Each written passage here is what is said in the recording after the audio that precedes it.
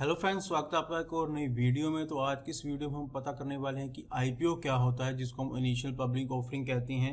ये कैसे काम करता है, इसको कैसे लिया जाता है और इसमें कौन कौन से जो रिस्क होते हैं वो इन्वॉल्व है, और इसके अलावा इनमें क्या बेनिफिट है, वो सभी चीज़ों के ऊपर बात करेंगे। नमस्कार दोस्तों, मेरा नाम है जसप्रीत। स्वागत करता हूँ मैं आपका अपने चैनल पे। आई होप कि आपको वीडियोस पसंद आ रही होंगी। अगर आपको वीडियोस पसंद आ रही है तो मेरे चैनल को जरूर सब्सक्राइब कीजिए, वीडियोस को कमेंट लाइक शेयर जरूर कीजिए। इससे मुझे थोड़ा मोटिवेशन मिलता रहेगा। तो चलिए देख लेते हैं कि आईपीओ क्या होता है और इसके बारे में हम सारी जानकारी लेते हैं। तो देखते हैं कि आईपीओ है क्या, जिसको हम कहते हैं इनिशियल पब्लिक ऑफरिंग। देखिए, जो कंपनी के प्रमोटर्स होते हैं, जब उनको अपना कुछ फंड रेज करना होता है तो उस टाइम वो अपनी जो एक आईपीओ को कॉल करते हैं। इन सिंपल वर्ड्स क्या होता है, जब भी कोई लिमिटेड कंपनी को शेयर मार्केट के ऊपर, एक्सचेंज के ऊपर लिस्ट होना होता है तो सबसे पहला जो स्टेप होता है वो होता है आईपीओ। वो अपने शेयर्स पब्लिक के लिए मार्केट में लेकर आते हैं और पब्लिक जब इनको खरीदती है तो उसके बदले में ये जो कंपनी है ये लिस्ट होती है एक्सचेंज के ऊपर। ठीक है, तो यानी कि सिंपल वे में अगर आप आईपीओ को ये समझना चाहें कि ये क्या है, तो सिंपल सी बात है, जब कंपनी लिस्ट होने वाली होती है स्टॉक मार्केट एक्सचेंजेस के ऊपर तो कंपनी अपने स्टेक को यानी कि अपने शेयर्स को पब्लिक के लिए बेचने के लिए लेकर आती है। और फिर जब ये बिक जाती हैं तो फिर उनको जो कंपनी है वो लिस्ट हो जाती है अपने जो एक्सचेंजेस हैं उनके ऊपर। तो हम देखते हैं कि रीजन क्या होता है आईपीओ के बारे में। देखिए, काफी तरह के रीजन होते हैं। जब भी कंपनी देखिए, जब एक कंपनी लिमिटेड होती है तो उसके पास जो सारी चीज़ लिमिटेड होती है, लिमिटेड फंड्स होते हैं, लिमिटेड प्रमोटर्स होते हैं, लिमिटेड बैंक्स होते हैं। लेकिन जब वो शेयर मार्केट में आ जाती है, जब वो पब्लिक कंपनी बन जाती है तो उस टाइम उसके पास जो सोर्स ऑफ इनकम है काफ़ी बढ़ जाते हैं। अब रीज़न क्या होता है, सबसे पहले रीज़न हो सकता है उन्होंने अपना कोई न्यू प्लांट सेटअप करना हो, उसके लिए वो अपने शेयर्स बेच रहे हैं पब्लिक में ताकि उससे उनको पैसा मिले। अपने बिजनेस की ग्रोथ करनी हो तो वो अपने शेयर बेच रहे हैं, उनको पैसा मिल जाए। इसके अलावा अपने डेली एक्टिविटीज़, जैसे कि उनकी कई कंपनीज होती हैं जिनकी डेली एक्टिविटीज के बहुत सारे खर्चे होते हैं, तो वो अपने शेयर कुछ बेचकर उसके बदले में पब्लिक से पैसा ले जाते हैं। या फिर उनके ऊपर कुछ लोन होता है, काफ़ी लोन होता है, डेप्ट्स होते हैं जो कि वो अपने जो एक्चुअल इनकम है उससे नहीं वो क्लियर कर पा रहे, तो वो क्या करते हैं, अपने जो शेयर्स हैं वो बाजार में लेकर आते हैं। बाजार में जब लोग खरीदते हैं तो उनके पास पैसा जाता है, तो इससे वो अपने जो लोन है तो वो खरीद सकते हैं। ठीक है, अब देखते हैं एलिजिबिलिटी क्राइटेरिया क्या होता है एक आईपीओ के लिए। मैं आईपीओ को एक शॉर्ट वर्ड में दोबारा समझा देता हूँ।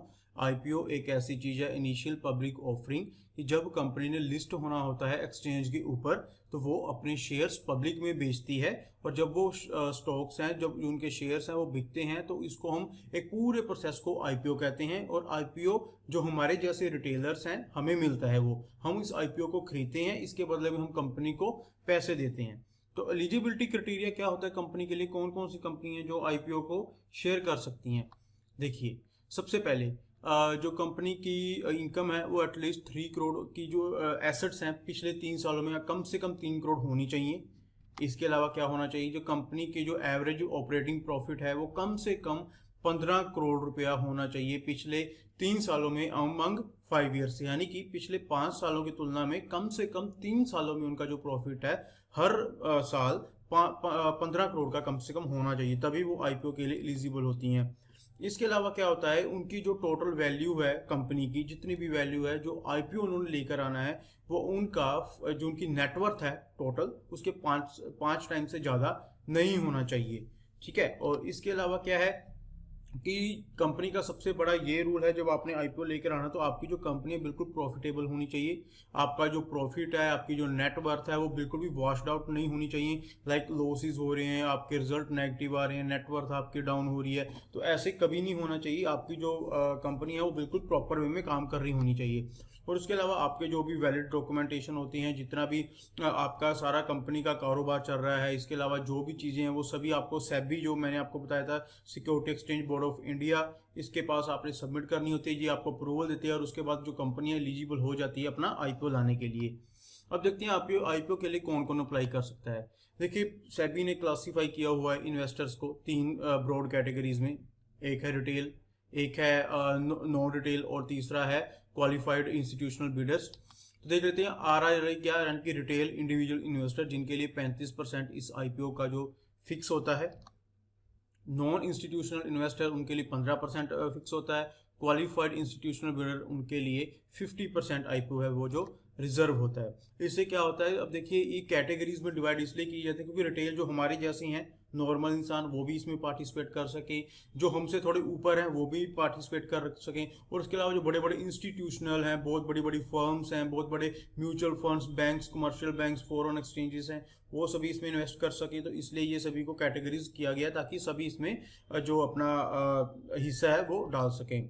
और इसके लिए ऑफकोर्स डीमैट आपको जरूरी है आईपीओ अप्लाई करने के लिए। अब देखते हैं कि कितना अमाउंट कौन कौन से इन्वेस्टर्स इसमें जमा कर सकते हैं या इसको खरीद सकते हैं। देखिए रिटेल इन्वेस्टर जो कि हम मैक्सिमम 15,000 से लेकर 2 लाख रुपए तक की इन्वेस्ट कर सकते हैं। ये आपको आने वाली स्लाइड में बताऊंगा ये कैसे काम करेगा, क्यों ही हम 15,000 ही क्यों कर सकते हैं और 2 लाख मैक्सिमम क्यों कर सकते हैं। यानी कि हम कर सकते हैं मिनिमम 15,000, वो तो पक्के ही है कि 15,000 से कम आप नहीं कर सकते, और 2,000 से ज़्यादा, 2 लाख से नहीं ज़्यादा कर सकते।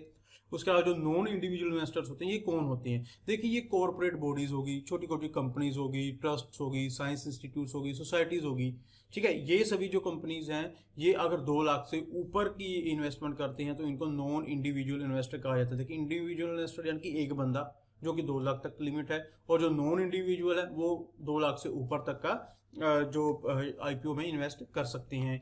इसके अलावा जो क्वालिफाइड इंस्टीट्यूशनल बिडर्स होते हैं जैसे mutual funds, public financial institution, foreign portfolio investigation, commercial banks, तो ये जिनके पास 10 करोड़ से ज़्यादा है वो अपना इस आईपीओ में क्वालिफाई कर सकते हैं।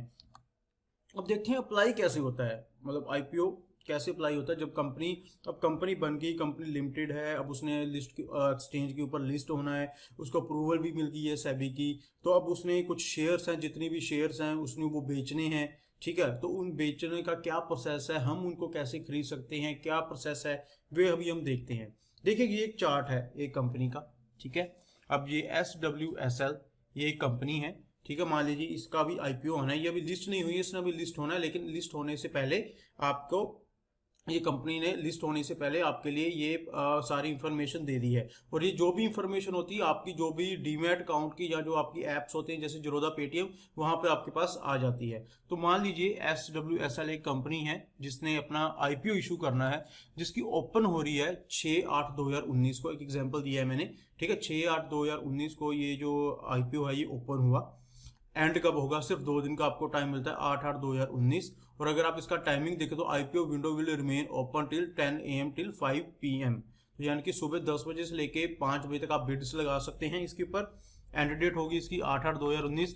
अब ये आ गई इशू प्राइस, मतलब इन्होंने इतने शेयर्स हैं जो इन्होंने बेचने हैं, ठीक है। इशू साइज के बाद आता है इशू प्राइस। इनका प्राइस है 775 से 780 रुपए। एक किसका है, मार्केट लॉट का। एक मार्केट लॉट जिसमें 19 शेयर हैं, ठीक है, जिसकी वैल्यू 775 से 780 के बीच में है। जब आप 775 को 19 से या 780 को 19 से डिवाइड करेंगे, गुना करेंगे, तो आपका अमाउंट लगभग 14,000 से 15,000 के बीच में ही आएगा, ठीक है। इसमें आप समझ गए कि इशू प्राइस क्या था। उन्होंने कहा भी हम इतने शेयर्स बेचेंगे, उसके बाद हम इस प्राइस पे बेचना चाहते हैं 775 से 780 के बीच में। लॉट साइज जो मार्केट लॉट है वो 19 लॉट्स का शेयर है, टिक साइज 1 है, यानी कि एक लॉट है जिसमें 19 शेयर है, यानी कि मिनिमम जो ऑर्डर क्वांटिटी है वो 19 है। 19 से ज़्यादा अगर आप लेंगे तो आपको दूसरे ज़्यादा पैसे लगेंगे। तो मिनिमम आप 19 शेयर खरीदेंगे 775 से 780 के बीच में, जिसकी ऑलमोस्ट इन्वेस्टमेंट होगी 15,000 के अराउंड। अगर डिस्काउंट मिल रहा है आपको, मान लीजिए आप उस कंपनी के एम्प्लॉयज़ हैं और उन्होंने कोई एक अपने एम्प्लॉयज़ के लिए डिस्काउंट ऑफर रखा हो, तो आपका यहाँ ऑटोमेटिकली जो डिस्काउंट है यहाँ पे अप्लाई हो जाएगा। अब देखिए ये पे आ गया VPI UPI। यहाँ पर जब आपने ये सभी चीज़ें देख ली, अब यहाँ पर आपको सबसे पहले अपनी UPI ID डालनी है बैंक की, और वो एक तरह से क्या होता है, वो आपका जो फंड है ब्लॉक करने के लिए यूज़ की जाती है। देखिए यहाँ पे आपने अपने बैंक ID डाल दी। अब देखिए यहाँ पर आ गया ये प्राइस और क्वांटिटी। जहाँ पे लिखा है क्वांटिटी, आपने मान लीजिए कितनी क्वांटिटी बाई करनी है, एक लोट, यानी कि आपने 19 क्वांटिटी बाई करनी है।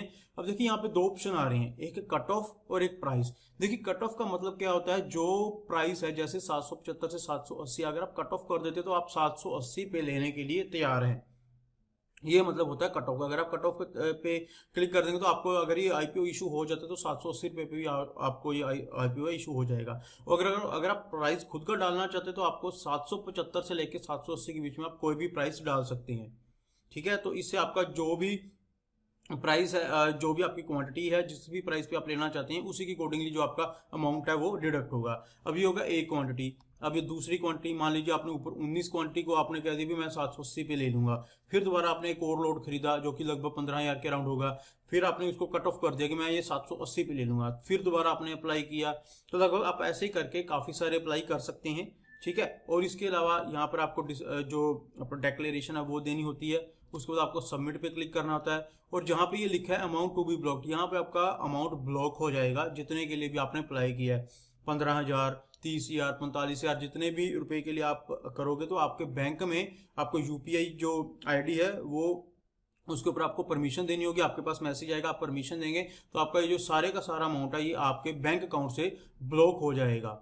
ठीक है, यहाँ तक आपको समझ आ गई, तो हम चलते हैं आगे कि हमें जब भी हम आईपीओ के लिए अप्लाई कर रहे हैं तो हमें कंसीडर क्या करना चाहिए। बस सबसे पहले उनका बिजनेस मॉडल के बारे में जरूर हमें पता होना चाहिए, उनके मॉडल कैसा चल रहा है, क्या वो आने वाले टाइम में फ्यूचर में सर्वाइव कर पाएगा नहीं कर पाएगा, इस चीज़ के ऊपर हमें बहुत अच्छी नॉलेज होनी चाहिए। इसके अलावा कंपनी के ऑनगोइंग प्रोजेक्ट्स के बारे में पता होना चाहिए, प्रोफाइल के बारे में, मैनेजमेंट के बारे में पता होना बहुत जरूरी है, क्योंकि आप एक आईपीओ में इन्वेस्ट कर रहे हैं जिसका अभी तक कोई रिकॉर्ड नहीं है मार्केट में। इसके अलावा आपको ये पता करना चाहिए कि वो जो कंपनी है वो किस पर्पस के लिए आ रही है, इस अपना जो आईपीओ लेकर आ रही है, कहीं वो अपना लोन रीपे करने के लिए तो नहीं आ रही। अगर ऐसा है तो इसमें थोड़ा इशू हो सकता है, लेकिन अगर कोई कंपनी अपना बिजनेस को एक्सपेंड करना चाहती है, अपने नए रूल, अपने नए प्रोडक्ट्स लेकर आ रही है, नए प्लांट्स लेकर आ रही है, तो उसके लिए एक अच्छा ये मूव है हो सकता है। इसके अलावा आपको इस कंपनी की पिछली 2 से 3 साल की बैलेंस शीट को उसको एनालाइज करना चाहिए ताकि आपको पता लग जाए इसका जो प्रॉफिट लॉस कैसा चल रहा है। और लास्ट में आपको उनकी वेबसाइट पर जरूर जाना चाहिए, उनकी जो भी इंपॉर्टेंट डॉक्यूमेंट्स होते हैं, जो भी उनके फ्यूचर प्लान्स हैं या उन्होंने पास्ट में क्या किया, इन सभी के बारे में आपको उस स्पेसिफिक कंपनी के बारे में पता होना चाहिए। क्या आपको 100% आईपीओ मिल ही जाएगा? आपने अप्लाई भी कर दिया है, ठीक है, आपने पैसे भी आपके ब्लॉक हो गए बैंक अकाउंट में, क्या आपको फिर पक्का आईपीओ मिल जाएगा? वेल नहीं, ऐसा नहीं होता, गारंटेड नहीं है, क्योंकि कंपनी ने अब देखिए 4 करोड़ इशू जो शेयर्स है उन्होंने वो बेचने हैं। ठीक है, तो उनके पास उतनी ही लिमिट है, अगर उससे ज्यादा एप्लीकेशन आ जाएगी तो आपका जो पैसा है वो रिफंड हो जाएगा, इसमें आपका रिस्क 1% भी नहीं है। कैसे है देखते हैं। देखिए अगर एक आईपीओ आया है वो ओवर सब्सक्राइब्ड हो गया, मतलब क्या है, when the number of applications is higher than the shares available for allotment. Allotment के लिए 4 करोड़ शेयर हैं लेकिन एप्लीकेशन आ गई 8 करोड़। ठीक है, तो इस सिनेरियो में क्या होता है, जो रजिस्ट्रार होता है कंपनी का वो एक lottery system, online lottery system होता है, तो इसके थ्रू जिसको भी वो शेयर्स जाने होते हैं वो चले जाते हैं। जैसे 4 करोड़ हैं, ठीक है, 8 करोड़ एप्लीकेशन आ गई तो एक को छोड़कर दूसरे को मिल जाएगा, तीसरे को छोड़कर चौथे को मिल जाएगा, तो इस अकॉर्डिंगली जो आपके जो शेयर्स हैं वो आपको अलॉट हो जाता है आईपीओ के रूप में।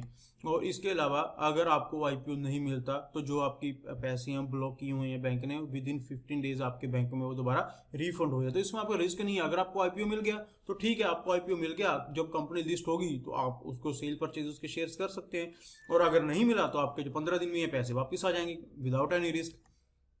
अब अगर आपने आईपीओ मिल गया है आपको, तो जो आपका ब्लॉक अमाउंट किया हुआ है आपके अकाउंट से, वो आपका जो पैसा है वो आपके अकाउंट से डिलीट हो जाएगा, और जो आपके शेयर्स हैं वो आपके डीमैट अकाउंट में क्रेडिट हो जाएंगे। ये एक डेट होती है, जैसे मैंने आपको पीछे बताया था, ओपन डेट, एंड डेट, उसके बाद एक डेट आती है जिस दिन वो उसने लिस्ट होना है उसके ऊपर, अपने एक्सचेंजेस के ऊपर, तो वहाँ पर आपको पता लग जाएगा कि कब वहाँ पर लिस्ट होगी, तो उसी दिन आपका जो शेयर्स है आपके डीमैट अकाउंट में शो होने शुरू हो जाएंगे।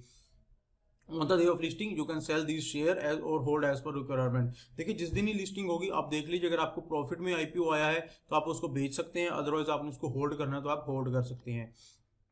अब रिस्क और बेनिफिट क्या है, देखिए सिंपल है, अगर कंपनी ने डिसाइड किया है आईपीओ का प्राइस 150 रुपये, मान लीजिए अभी जो आईपीओ का प्राइस था 150 रुपये था, वो स्टॉक के ऊपर लिस्टेड होगी, लेकिन जब वो लिस्ट हुई तो वो सिर्फ 100 रुपये की लिस्ट हुई, तो इससे क्या हुआ, आपका जो 50 रुपये का लॉस है, तो आपका पर शेयर 50 रुपये का लॉस होगा, तो जिससे कि आपकी जो कैपिटल है वो थोड़ी कम हो सकती है। और दूसरे हाथ में अगर कंपनी है उसने 150 रुपये का शेयर किया है आईपीओ, उसका प्राइस 150 रुपया पर शेयर है, लेकिन वो एक्सचेंज के ऊपर 200 रुपया होगी लिस्टेड, तो आपको 50 रुपये का प्रॉफिट है। देखिए ये जो शेयर्स हैं, ये प्राइस है आपको पता लगते रहते हैं, काफ़ी सारी वेबसाइट है जहाँ पे आप देख सकते हैं कि ग्रे मार्केट प्रीमियम, जो कि पीछे का प्रीमियम होता है, मतलब जो भी कंपनी के लिस्ट होने से पहले आपको पता चलता रहता है कि इसका प्रीमियम कितना चल रहा है। प्रीमियम इन द सेंस कि जैसे इसने 150 रुपये पे एक शेयर है इसका, ठीक है। एक जो आईपीओ का साइज उसमें जो एक शेयर है वो एक 150 रुपये का है। तो आपको पीछे से जब आप शेयर का सर्च करेंगे कि ग्रे मार्केट प्रीमियम क्या चल रहा है, आपको यहाँ से अंदाजा हो जाता है कि 160 चल रहा है, 170, 200 चल रहा है, 250 चल रहा है, या 200 चल रहा है, या 150 से भी कम चल रहा है। तो आपको पहले ही इस चीज़ का पता लग जाता है। कई बार तो ऐसे होता है कि वो अपने प्राइस से लगभग 300-400 रुपीज़ ज़्यादा हो जाता है, तो कई बार उससे थोड़ा कम भी हो जाता है। तो ये एक तरह से आपको देखना पड़ता है कि आप अपनी कैपिटल का रिस्क कितना ले सकते हैं। समटाइम्स क्या होता है, जो आईपीओ लिस्ट के ऊपर एक्सचेंज होते हैं वो प्रॉफिट के साथ होते हैं। जैसे मान लीजिए 150 रुपये का आईपीओ था, 200 के ऊपर हुआ, तो उसके साथ ही एकदम से सेलिंग आनी स्टार्ट होती है। मतलब लोग अपना जो उसको बेचना शुरू कर देते हैं, 50 रुपये का प्रॉफिट लेकर हर एक शेयर के पीछे निकलना शुरू कर देते हैं। उससे क्या होता है, जो वो शेयर है वो शेयर की वैल्यू थोड़ी कम होने लग जाती है।